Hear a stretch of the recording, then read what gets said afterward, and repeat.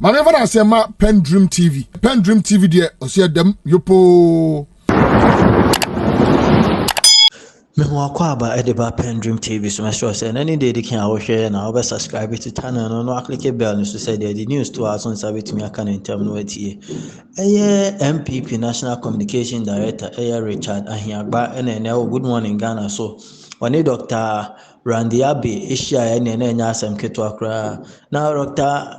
Abbey expose MPP National Communications Director and ignorance on the role of EMT economic management team aba omnya edan and omo pese omo kire se na omo adwuma ne so omo be advice Ghana na eno na no pa na omo di nkomo afa ba omnya speech am na omo aye no ho no Dr. Abbey bisa Richard Ahiagba se nti ba omnya na ne role pa as economic management team no any day na eno na Richard Ahiagba ekire mu na omo ye nkofo ko omo be advice government keke na nyom na ebe implement omo advice as a government befa na onfa eno de enyom asem na eno na Abbey ebo video a number omia ejina ho every day ko NDC for any economic management team na omo our economic management team with intellectuals omo be implementing good initiatives am economy no moving on men kasa we yanko video no said the Dr. Abbey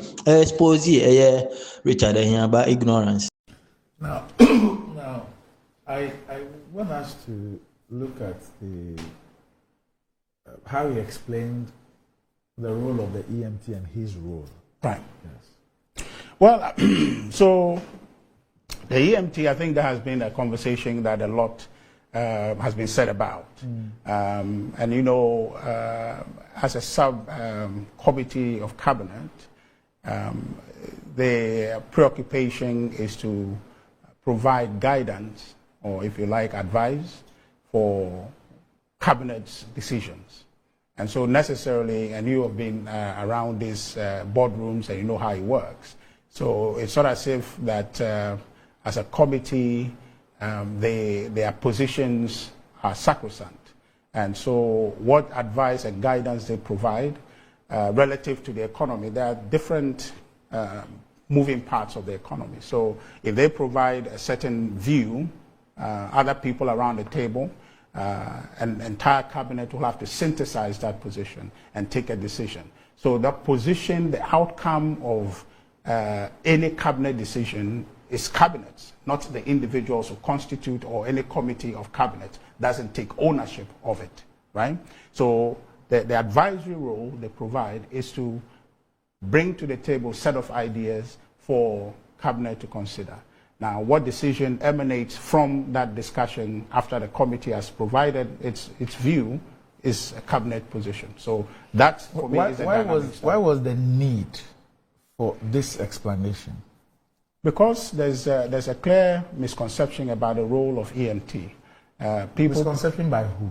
By the general public. That the EMT has some magical powers to stand in cabinet and say, this is what you must do, and if you don't do it, we're not going to close from cabinet. But it's not that. It's a corporate decision-making body that gets ideas, and EMT provides some guidance in terms of what we must do, and the cabinet as a whole synthesizes that idea.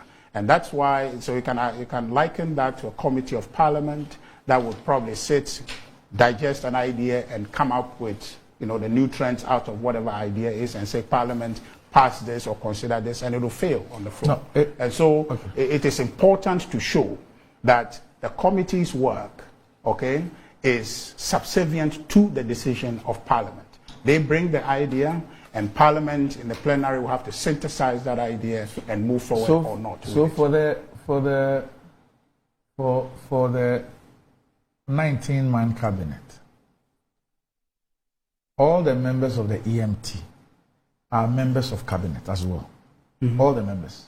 Well, sometimes they may call in, you know, experts. No, those are not members. Okay. They are just called in attendance. Well, of course, because I'm saying so because their work constitute an idea, right? It constitutes an idea. So that idea, input, and all of that will be. No, the question I'm just asking is that. Yes. Okay. Yeah. The membership of the EMT. Yeah. they are all cabinet ministers. You should say so, yes. The vice president who chairs the EMT is also the number 2 on cabinet. He is the deputy chair of cabinet. Okay. Now, that explanation, is it to suggest that we gave advice contrary to what you are seeing? We gave advice that was not taken. So understand that my role is simply to advise. I am not responsible for the outcomes. I'm not responsible for what you think is wrong. That I gave advice, I don't implement. And therefore, if you have a problem with the economy, don't blame me. No, I don't think the vice president sought to say that. What exactly he said is to correct the perception that the decision on how to run the economy belongs to the EMT. That's not true. Okay. So it is not the EMT that manages the economy. It's a factually incorrect position to hold. So he corrected that. That was the need for him to explain so we know how the systems work. So explain this for me. Just hold on a minute. Let's watch Dr. Bawumia himself speaking about the economic management team. And then I'll let you explain why that for me. Look at the economic management team. It is quite clearly a fantastic team. Professor Jambafo, Dr. Xp0ses, Dr. Afriye Akoto, Honorable Alan Chiramanting, Boachi Ejaku, Ken Oforiata, Senior Minister Yao Osafo Mafu. What a solid team. In fact, can anyone remember the NDC economic management team?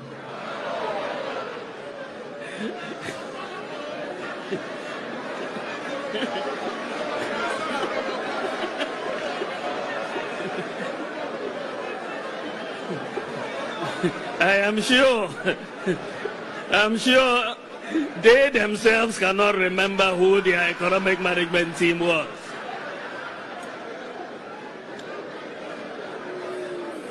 Kukrudu, fellow Kukrudites, we were elected to fix the problems, and I'm glad to report that we are fixing the problems and we are putting in place the policies that will drive the economic transformation of this country.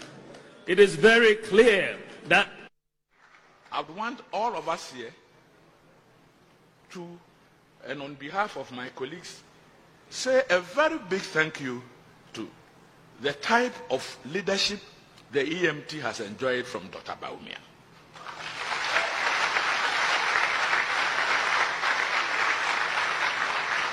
A chairman who is so involved in the work of he works like a member, like a secretary.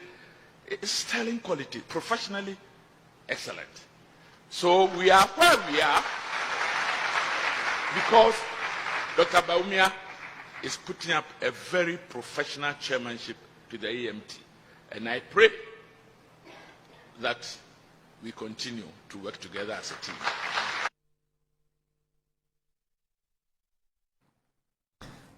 The two videos I played, what do they mean?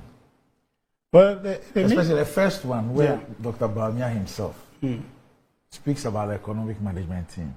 And you see the portfolios he mentioned, the persons and the offices they hold. This includes the finance minister. The offices they hold. And then the accolades. And then he finishes, and of course, he ridicules the NDC, economic management team. What was that about? Well, it was just outlining for you the quality of the members that forms of an advisory body. Yes, of an advisory body. But I want to know, if you can check before I get to that point, what year Mr. Osafo Mafo's video was made? What year it was? This should be in 2020. Okay. 2020. 2019, 2020. Yeah, 2019 perhaps. Because I don't think 2020. Yes. Okay, so then he was still senior minister. Yes. Okay. So critical in every. So you're saying that the vice president mounted a campaign platform and touted an advisory, a subcommittee of cabinet, an advisory body, and mentioned the people on that body. Yeah. And used all those adjectives to describe them. Yeah. And asked if anybody remembers the NDC one and ridiculed the NDC. And he did all this and ended up by saying that they are fixing the economy, they are going to fix it. And he was just speaking about a subcommittee of cabinet, an advisory body that really has no influence. Yes. That's what he did. Yeah. So I think that you give me some space to answer the question. Please do. The first one. Yeah. The first question on his announcement of EMT and the accolades. And you know that this is the outset of the MPP government when we came in, right? When he made that announcement. This was in 20... It was 2017. No, this was in 2018. 2018? Yes. Okay, fair enough. Let's try and see if yes, 2018. Okay, so 2018, 2017 we came in. I just gave you the numbers. The GDP of our country was growing. When before we took off in 2017, it was declining. So that statement is manifest in the quality of people that he said were there. In 2018, 2019, we saw growth. What derailed the economy? We have said it clearly. It is the fact that COVID and Russia-Ukraine disrupted that potential for continuity in that growth. So the idea that we have quality people on EMT is not nullified by the situation we're in. Now, even that, the situation we're in, okay, is clearly because of the challenges we face. But the point I want to make is that the individuals who are on EMT have not misadvised or they have not failed. The reason we are where we are is because of the challenge we faced. And that challenge, an EMT in any country would suffer or has suffered this. Okay? And the global economic situation tells you where every economy is. Now you make the argument. No, I'm just saying that the question I'm asking you is that at the time he made this statement, the role of the EMT, as he has described, we don't have a pre-COVID role and a post-COVID role. Right. Okay. Now here, when he was eulogizing the EMT and ridiculing the NDC, he did not tell us that they are just an advisory. They are just a subcommittee. They just give advice. They don't implement anything. That's not what he was telling us. So, you see, I think... Just hold on a minute. Okay. That's not what he was telling us. Why is he today taking the pains to explain to us how the EMT is nothing but adversarial? Yeah, so that's what I'm saying. That's what I'm saying, that the EMT is a subcommittee of cabinet. Yes. Right? Its advices are implemented or not by cabinet. Yes. But a better way... And all of them are cabinet members. A better way... The finance minister is on the EMT. Yes. The vice president is on the EMT. Yes. The trade minister is on the EMT. The agric minister is on the EMT. Yeah. So that's fine, we know. The point you would need to understand... Yes. We need to understand is not that he is taking the pains to explain this to excuse himself. But there's an obvious misconception in the public to say that EMT is the head. EMT is not the head. We must understand the fundamental structure. So why did he elevate the EMT on a platform? Yes. And to list the individuals on the EMT? No problem. I'll come to that answer. And to tell us how these are super brains. Yes. And to ridicule the NDC. Yes, because I just told you the performance of that super brain EMT that he talked about from 2017, 2018, 2019. Their performance is what? Their performance is a 7% GDP on average for that 3 years up until COVID and Russia. So we credit the EMT. We are not crediting for the performance of the economy. Hold on. We are not crediting and discrediting. We're just continuing a conversation. The need for him to explain that is to correct a misinformation in the public domain. How? We need to correct that. What is not the head cannot be made the head. What is the tail must be the tail, and what is the head must be the head. You need that proper understanding to proceed with the analysis. So why are you crediting them with the 7% and all those things? I haven't even done that. I haven't even credited. Oh, you just did? No. Let me continue with the conversation for you. So the EMT, as it is, properly situated, it's not the head. It's not EMT that leads cabinet. So that must be understood. So who leads cabinet? Which cabinet leads itself? Who? Cabinet who constitutes cabinet? I'm saying that. Yes. Let's not delve into all those no, it's important. tangential issues. It's not tangential. Cabinet. No. I take exception to that. Okay. It cannot be tangential. Okay. Who leads cabinet? It cannot be tangential. Okay. A committee that has the vice president, the finance minister, the trade minister, the agric minister, the senior minister, and you say that it is tangential. Yes, yeah. So what I meant by the same people will provide as the EMT. Yeah. They provide the advice, and they come and sit as cabinet. Yeah. If you allow me, I will. They come and sit as cabinet, and you say that simply. is tangential. Yeah. No. Tangential because you are saying who leads it, and I know you know. That's why I say it's tangential. Okay. Right. So to the core question that you have raised, I say it's tangential because I know you know. Right. So cabinet, in relation to EMT, is superior. Okay, so that position must be clear, and that's why the vice president took the pain to explain that. Now, the accolades and the exoneration of the EMT that he is part of and chairs, their record is manifest. Their record from 2017, 18, and 19 is manifest. Record? That in terms of what work they do to support EMT is manifest. I was saying that because we're singling out what he said. That's why I'm saying their work. In terms of what advice they gave, which were taken or not taken by cabinet, is manifest in the 7% average GDP growth from 2017 to 19, right? Now, the challenge, unless you deny it, is that in 2020, a global catastrophe happened, which doesn't respect whether you have a superior EMT that supports cabinet or not. Across this world, economies went down on their knees. Okay? So there's an exceptional extenuating circumstance that has happened. Okay? Well, the lawyers will say force majeure. Is that not the case? That something that in the normal happenings of life, you cannot plan for it. It's like death. You can be the strongest man. When death comes, you die. You cannot say because I'm strong, I won't die. So that is the exceptional circumstance. So that if you consider the kinds of people, the caliber of people on that EMT that he just talked about, they came to face a situation that was beyond their control, that was beyond the control of any other possible EMT across the world. That was beyond their expertise. Exactly. Yes, okay. Expertise. All right. Yes, okay. Right? If you say expertise, I don't know. But I think beyond their control. Right? Beyond their control, the expertise can be your word.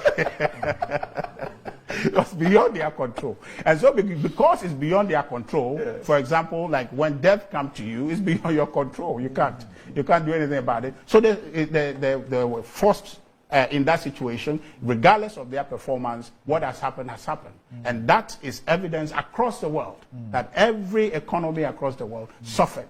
Okay? But you see, the same EMT is digging you out of the situation. Okay? And today, where we were in 2020, 2021 was actually better. 2022, most particularly, and probably March of 2023, okay? That EMT is digging you out of that depth that we got to. And today, the story is looking brighter. We have turned the corner and sustainably we are moving forward. And so he builds his vision on that. But the only question that you have asked in relation to the EMT and the accolades he gives them is because he believes that they have quality people on the EMT, but the pain to explain that EMT is not as the cabinet as we have it, is not a situation where the EMT is leading cabinet, that the cabinet is the head and EMT is the tail that supports it, must be properly situated for Ghanaians to know. If you don't know that, then you will make the mistake of saying that Dr. Bawumia is in charge of the economy. So he's not in charge of the economy. No, because the role of EMT is not in charge of cabinet. So the proper... So he's not in charge of the economy. You know that, Sidia. You don't have to ask me. You know. I don't know. Do you decide? I don't know. Okay, because before you ask your question, me. Let me ask you. I know. Yeah. But let me. So I know you know. I don't know. But let me I want to tell you why I don't know. Okay, let me ask you one question. It will help you know if you know if truly you don't know. Do you make the argument that a committee of cabinet is superior to the cabinet? I will never make that argument. Okay, so if you don't make that argument, then you cannot misunderstand the position that we need to properly contextualize who is the lead and who is the support. Okay. So once you make that argument, you cannot say that the committee which is subservient to the cabinet is in charge of the economy. You cannot say that. Is Dr. Bawumia the one implementing the communications strategy in this government? When I say comms in that regard, I'm not talking about information. I'm talking about communications. Let's even say digitalization. Is he the person in charge of the digitalization? His office has an oversight for the implementation of some of the digitalization programs. So his office oversees the communications ministry? Not the communication aspects, which we know is a Ministry of Communication and Digitalization. Yes. So there's a general space. So I know there's a ministry, right. Just like there's a Ministry of Finance. Yes. There's a Ministry of Communications and Digitalization. Yes.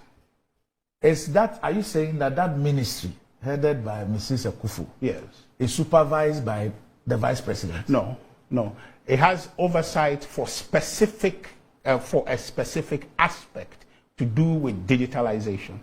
So the digitalization role of the ministry is superintended by the Vice President?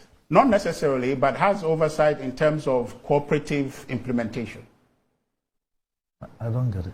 Yeah, so it's not the Are role, those decisions not taken by cabinet?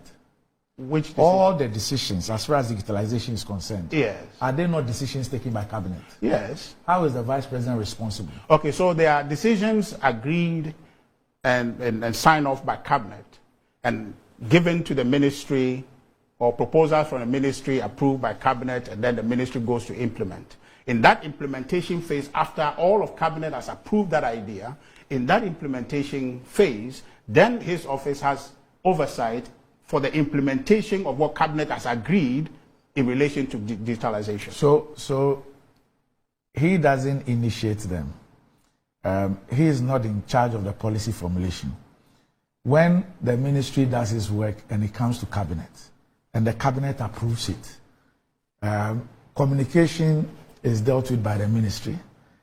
Implementation of digitalization aspect is done by Dr. Bawumia. Is that what you're explaining? No, it's not that cut and dry. Now, from the initial stage, you're saying the proposals that goes to cabinet for consideration and approval will emanate from the ministry, from ministries working proposals. Cabinet can bring ideas, but then you assume generally that it will come from the ministry for cabinet consideration and debate and approval, right? So now, once that is done, and the idea becomes a cabinet idea for implementation, the aspects that relate to digitalization, the Vice President's office has an oversight in helping with the implementation of that idea. So what it means is that anything we see, as far as digitalization is concerned, is a decision by the cabinet. Everything in government is cabinet decision yes. by the cabinet. Yes. And is from what you are saying, is leading the implementation. Yes. Okay. Now, when it comes to the tax policies of this country, are they not cabinet decisions? Largely, yes. They are cabinet decisions. Yeah, cabinet decisions approved by Parliament, yes. So it's a corporate position. No, even the digitalization. Yes, I just want to make a fuller point. That cabinet, yes, Parliament. So it's a corporate decision at the end of the day, so that we take all of this into account. So all the tax decisions are cabinet decisions? Yes. Not so? Yes. Okay. Now, why would the Vice President say that, for example, he's a member of the EMT. Say the EMT advises cabinet, and then cabinet takes the decision. So they bring the advice, then they come and sit in cabinet, and then they will try and persuade, because they will make the presentation. So they will try and persuade the other colleagues to see the way of the EMT. Now, this EMT has implemented tax policies. The vice president says that, I don't believe in this. If I got the opportunity, I'll change it. I don't believe in that, I'll change it. I don't believe in this, I'll change it. I don't believe in this, I'll change it. How does that work? That he's in an EMT, and then he sits in cabinet. The cabinet takes a decision on tax policy. So specifically, there is emissions tax, there is VAT on electricity. He's talking about flat rate, which means that he doesn't believe in the rate of the taxation that we have now. He mentions betting tax. All these are proposals that went to cabinet, of which is a member, from EMT to cabinet, and then cabinet approved, and they went to parliament, and they are being implemented. He says that I'll depart from all of this. Some of these measures are even 2 months or 3 months old. What does that mean? What it means is he's rendering his vision, what he would do if he has a cabinet of his own as the president of this republic, what considerations he would give, what once an EMT under him and leading a cabinet, whatever proposal they bring, how he will guide for implementation. So he disagrees with these tax measures. Now, there are two things to that. Okay. You look at, first of all, the environment. What will necessitate the consideration for or against a tax proposal? Okay? And if the environment warrants agreement with it or disagreement with it, ultimately the buck stops with you as the president, as the host of this program. The buck stops with you. So you then say that I speak first or Sammy speaks first. So president will guide that this is what we must do. Cabinet will debate and all of that and come to a consensus position. But when he is the head of EMT, all that consideration will be given, all that debate will be allowed, but his preference would be to move in a certain direction. So it means that, so the point I'm asking is that, does it mean that he disagrees? For example, if he says you have a flat tax regime, does it mean that he disagrees with this regime? If he says that he will scrap e-levy, does it mean that he disagrees with e-levy? All the things that he says he will change. Mind you, his government has 10 more months to go. He says that all these tax policies, I will change them. Is it to suggest that he disagrees? Is it to suggest that he was not in agreement when those things came up? Is it to suggest that he did not approve of them at cabinet? Those are possible arguments to be made by Sami, and I'm sure he's going to. I'm just asking you because I'm going to answer your question. He has made a case against policies that have been. He's the head of the EMT, even if he's I know. Nigeria. Yeah, he is on the cabinet. Yeah, I agree. He's the vice president of the republic. Yeah. Okay, I agree. I don't want to add the fact that he follows the finance minister to go and present the budget. You know, but he says that again is tangential. But he says that I will step away from all of this. Yes. What does it mean? Yes, it means that he is looking forward to an environment that will be different from this one, where the conditions allowed for the implementation of those policies. That simply is the situation. It was part of the IMF negotiation. That's fine, but I'm saying that. Just hold on. It was part of the IMF negotiation. Yes. These things, many of these things, or all of them, are part of the IMF negotiation. You've signed up to a 36-month thing. Right. So I'm trying to reconcile the two. But so specifically, you're talking about the e-levy. E-levy is not part of the IMF. No. So then the VAT, electricity. VAT on electricity. Yeah. Because government is, in fact, cabinet, we are told, says that it is going to engage the IMF again on this VAT on electricity. No problem. I mean, which clearly indicates that it is part of the IMF. That's okay. I mean, there's no denying that. But you see, senior, you take medicine when you are sick. Okay, you can take preventive medicines, but essentially you are called upon to take medicine when you are sick. So he's telling you a situation where he sees that Ghana would heal by the time he gets to become president. Looking forward, based on the trend. 2025. Yes, based when on you are still on the program. Oh yes, yeah. We are on the path coming out of the slump that we're in. You won't say that we are where we are. Where we are is not the same place we were in 2022 or March of 2023. So he's looking forward, saying that we are digging out of this. We still have 10 months to dig out of this sustainably. If you continue on the path that we've been on from 2022, December 2022, with inflation up until December 2023, where it got down to about 23%, then you can reasonably forecast to say that by this year, December 2024, your GDP, your inflation would have gone down much further. And you have seen that. No, that's not what he said. No, but that's what goes. He didn't say that. That is what would have gone to the making of that position. Because that position, he's not explaining to you why he's doing that. The reasoning that goes into that is that I was sick. I had to take a medicine that include e-levy, emission tax, and all of that. Those taxes don't have sunset clauses. But I'm saying that. How do you say that this is what he means? But if the fact that there are no implicit sunset clauses in them doesn't mean they cannot be. Are you suggesting that what Dr. Bawumia is saying is that if he got opportunity of becoming president today? Yeah. No, he won't. He can't be president today. I said.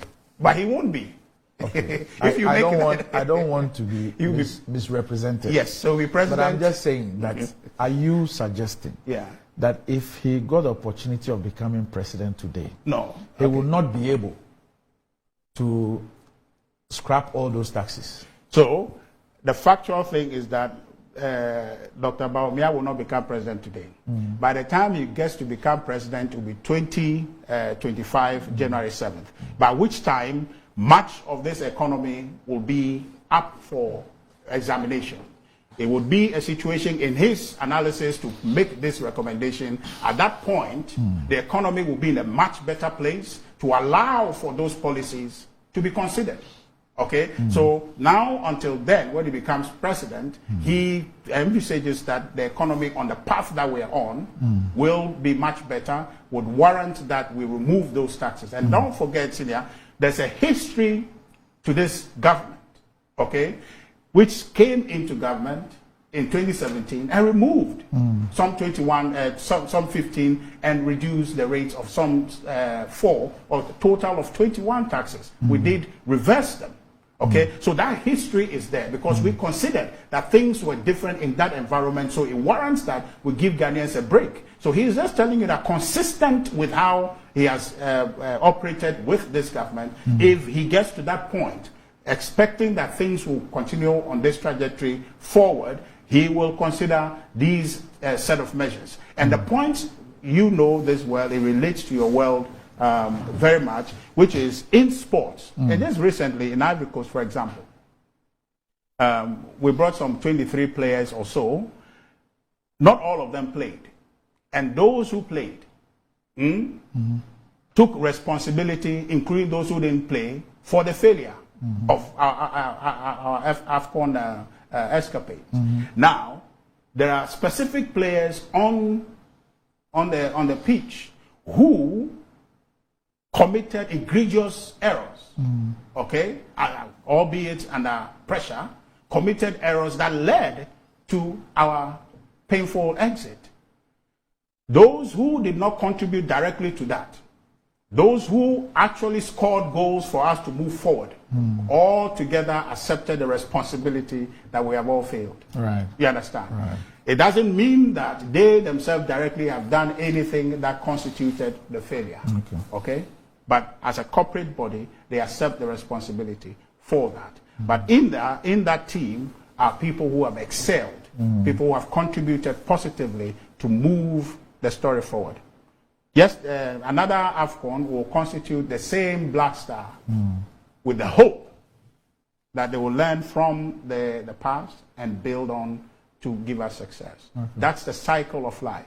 And the proposition we're giving is that the performance of this government serves as a foundation on which to build forward. And Dr. Bawumia is putting forward a set of ideas, taking into account the transition from this environment to an environment where some of these decisions or policy decisions that obtains today will be revised. And in doing so, some that merit okay, given the environment that we're going to be in, will be intensified and invested in. For example, he talked about the free SHS as one cardinal thing that he's going to continue to invest in because it has helped, it will help, and will continue to be invested in. Talked about industrialization. He will continue to invest in that so that Ghana industrializes and creates employment for our young people. So the vision, there's a lot to be hopeful about, and it tells us clearly that the election in 2024 is a choice between yesterday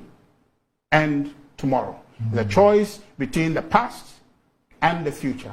And I think that all Ghanaians will consider to choose the future, which is Dr. Bawumia.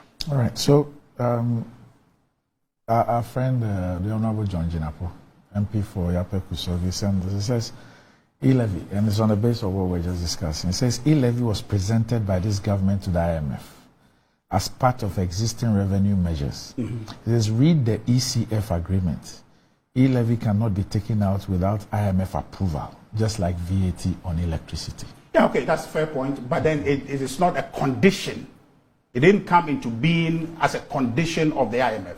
But then you leverage it as a revenue stream, because when you are making your case to IMF, you are demonstrating your revenue potential. But what has been captured in the document is binding. No, I agree. I don't. So the point he's making is that for anybody who was part of this negotiation and knows clearly that this is what we negotiated with IMF, this is what we agreed on, you would know that in order to do anything about this, you would have to go back to the IMF and go and make about a case. the e-levy. Yes. Whether it's e-levy, whether it's VAT on electricity. And that's why I told you that living last week, the information from cabinet, in fact early this week, was that they were going to engage the IMF as far as the issue of the VAT on electricity is concerned. So you cannot agree on something with the IMF. It's part of a document, your 36th thing, and then you create the impression as if it is something that you can dispense with. I can dispense on the basis of me holding a certain position. No, you can't. You possibly can't. Because, you see, one of the things that I think is that in our democracy, we need to do a bit more of that. Because, you see, democracy is a rule by the people. No, this is about the IMF program. I mean, IMF notwithstanding. IMF notwithstanding. IMF is liaising with our government to correct a certain, balance of payment position. We have signed an agreement. I agree. I will behave this way. These are the things I will do. I've signed up to it. If I do it, this is what you will do in return. And then you, the person who went to sign the agreement, says that, oh, this and that and that and that in the agreement, as for me, if I become president, I will take them off. Yes, but you see, those agreements are in respect of revenue. Yes. Okay, they are in respect of revenue. So the position I just told you, it holds that if by 2025, our revenue position has improved to a point where we feel that we don't need that, we don't need the e-levy to be able to be self-sufficient, to be able to finance our affairs. The projections have been done over the next 36 months. No, I agree with you. But that position does not hold constant events of life. It doesn't hold constant. So shouldn't, for example, anybody who says I'll throw it away, be telling you that perhaps these are the alternatives. This is what I'll do. I'll replace this with this. And then somebody will even ask the question. So at the time of entering into the agreement, where were those issues? Which were like the point I'm just making is that these tax handles are part of the IMF agreement. We have signed up to it. Fine. I'm just saying that. But you see, so we need to distinguish that these were not set of policies like the betting and the 15% consumption, electricity consumption tax, which were conditions necessary for the IMF. Which one are you separating? The e-levy. It is. No, I'm saying that it was absorbed in it as a revenue measure that shows that you can raise a certain revenue. Just like the others. Yes, I'm saying that. They are both old and new. I agree. But that you have put together. At that point, no. Once you have put them in the agreement, there's nothing like before and after. No, but it's like having a child to go into a marriage. Okay? The man accepts, or the woman. You do accept. The man and the woman accept that this is my stepson, but it is the son. He doesn't wake up every morning and say, where's my stepson? He doesn't do that. He say, where's my son? Where's my daughter? So there are different things, but you deal with them at the same. But the point I am making, you get the point. I get you. So the point is that you should tell Honorable George Inapo that he's bleeding. All this. You're not stating facts. No, I'm saying that because the impression that fact, to be honest with you, I had not read the ECF that detailed. So you know when you said that the E-levy was not technically it's not, but it's been brought in as a stepson, which is okay, a stepdaughter, which is okay, but it's still a stepdaughter. You can call it, you can choose to call it my stepson or my son. There's only one IMF agreement between no Ghana problem and the IMF as you speak. Yeah, but the ingredients in there have their own age. Okay, the E-levy came 2022. I will not allow you to kill me.